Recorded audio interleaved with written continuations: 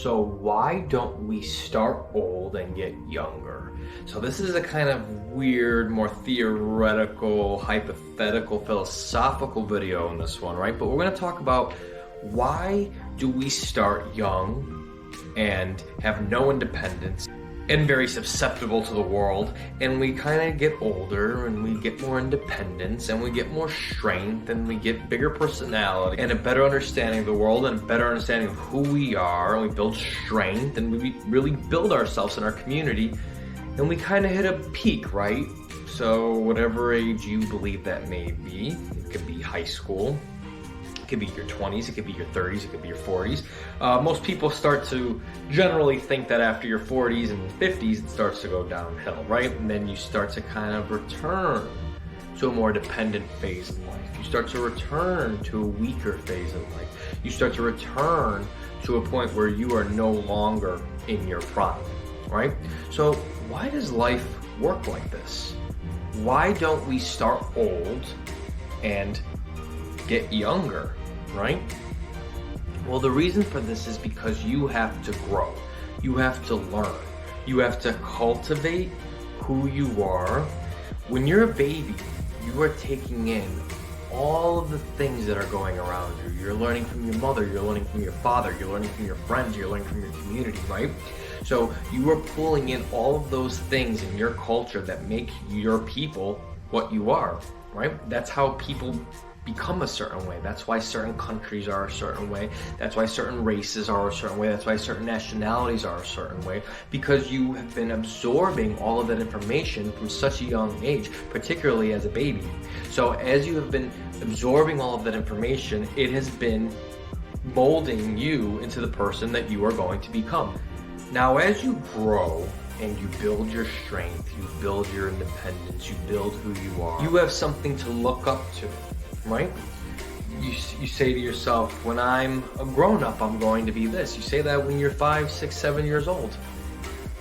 When I'm out of elementary school, I'm going to do this. When I'm out of high school, I'm going to major in this. This is how I'm going to contribute to the world. This is how I'm going to be of value to society. This is how I'm going to make my mark on earth, right?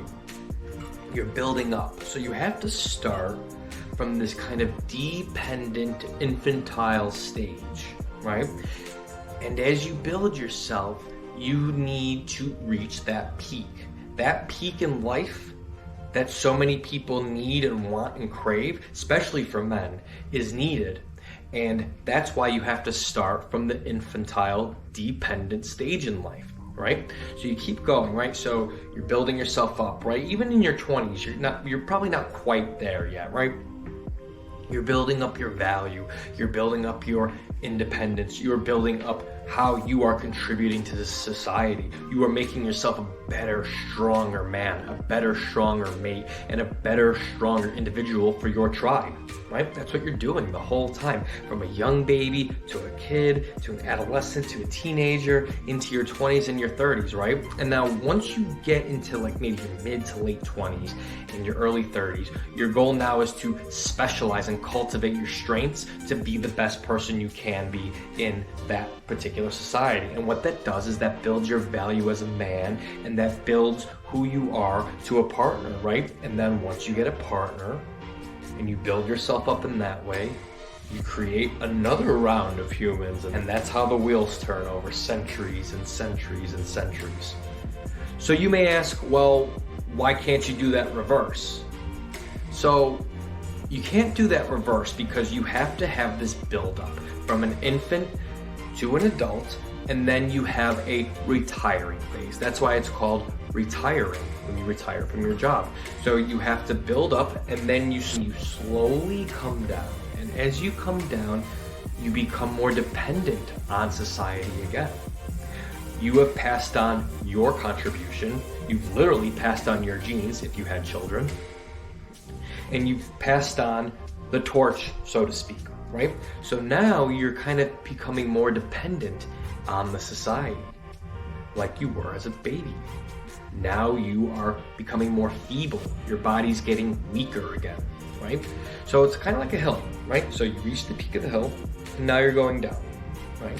And you have to do this because This now passes on the torch to the next generation of people, and it prepares them. And you ask, why do we get old? Why should we not just keep improving? Why should we just not keep getting better? Well, if we kept doing that, there would not be room for the generations before us to have their time.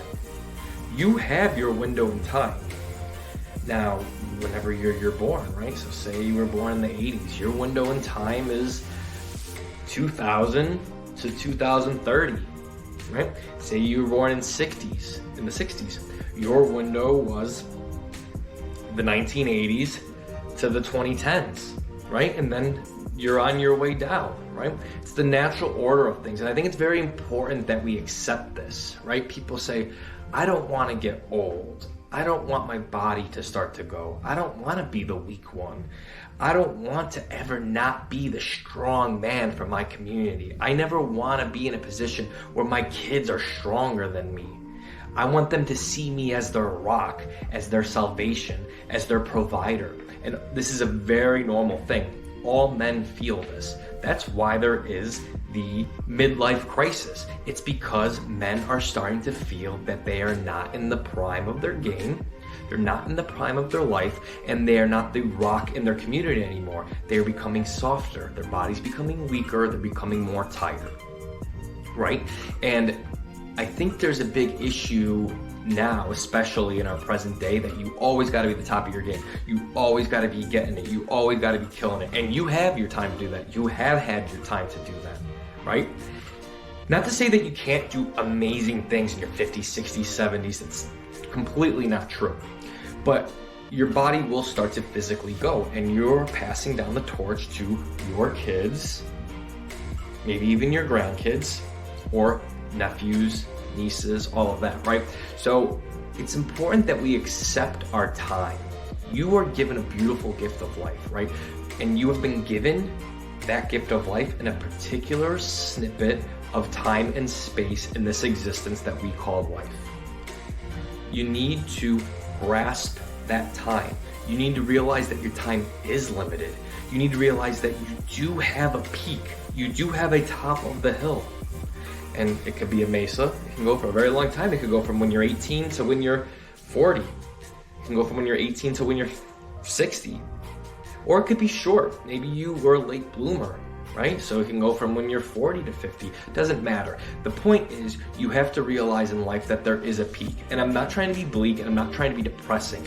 What I'm trying to say is that you need to cultivate your passions, find your purpose, and do the best that you can and reach that peak and make that peak as high as possible, because you are going to come down from it.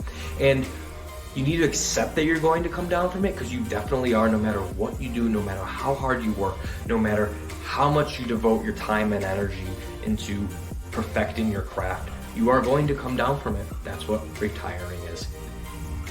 But you need to accept it. And the best way to accept that coming down period and to not have a midlife crisis is to do everything you can when you're on the top of the hill or building to the top of the hill, right? So make sure that you don't have any regrets. That is the best way to avoid being sad and being depressed on the lower end of life. The lower end of life is built to relax. The lower end of life is to share your wisdom with the younger generations. The lower end of life is to enjoy what you haven't yet done. Maybe go to some destinations that you didn't go to when you were younger. Maybe see that thing that you just didn't quite get to. Maybe do that hobby that you were kind of a little interested in, but you never really got the chance to do. It's to bring your life to a total fruition. It's to share the wisdom that you've gained through this amazing journey. Now, you can't start old and go young. You know that, and I just explained why. There has to be the hill. If we didn't have the hill, life would be boring. We need to have the mesa or the hill or the tip or the peak, whatever you want to call it, to make life worthwhile. And you need to have the come down to share that wisdom with the next generation. That's the point. That's the reason. You need to maximize the peak. You need to maximize the mesa. To do that, you need to make sure that you are achieving all the goals that you want to achieve, that you are putting in the work, the energy, the effort, and being the best man that you can for your family, for your partner, for your friends, for your tribe, for your community, for your kids. That is the way that you will avoid a midlife crisis or a come down or an acceptance of getting older, is to put in the work and the energy and the effort to understand who you really are, what your gifts and skills are, and share that with the world. Share your purpose, share your value with the world to reach your peak and to reach the highest peak. Okay guys, if you like this kind of content, make sure you subscribe, like and share this video. Let me know your ideas on how to best reach that peak and how to avoid feeling regret later in life. Okay guys, until next time, take care.